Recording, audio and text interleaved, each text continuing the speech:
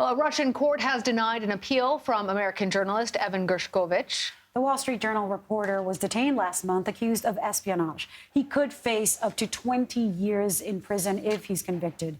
Today's court appearance is the first time Gershkovich has been seen since his arrest. We're seeing him there. The U.S. Department says he's being wrongfully detained.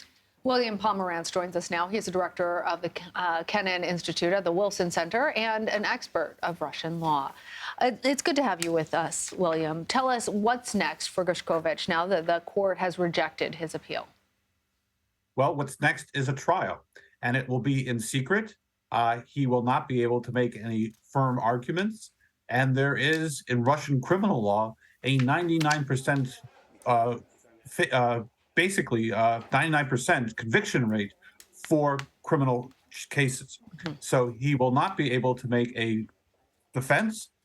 He will be convicted, and he will be sentenced to a long sentence because of the nature of the charges.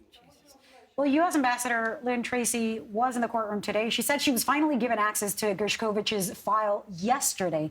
First of all, why did it take so long to get that file? And is there anything the State Department can do at this point to help Gershkovich?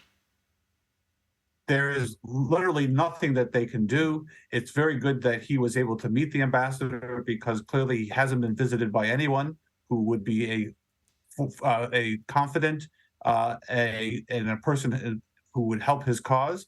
So it is important that he has consular visits. But the State Department is not in a position to do anything about this charge. Obviously, there's the possibility of exchange, but such an exchange will not take place until Mr. Gershkovich is convicted, and that could be up to a year.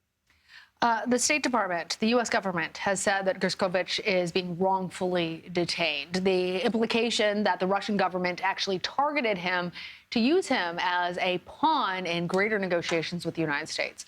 What's your take on that? That could very, very much be likely, but we just don't know what sort of negotiations would take place dealing with Mr. Gershkovich. Again, he will have to be convicted under Russian law before there can be any possibility of an exchange. And the United States would have to identify somebody in U.S. custody who could be exchanged for Mr. Gershkovich. And I think, whereas in the Griner case, there was someone, admittedly a person who had been charged with arms trafficking, I don't see who the immediate exchange person would be in this particular case. All right, William Pomeranz, thank you.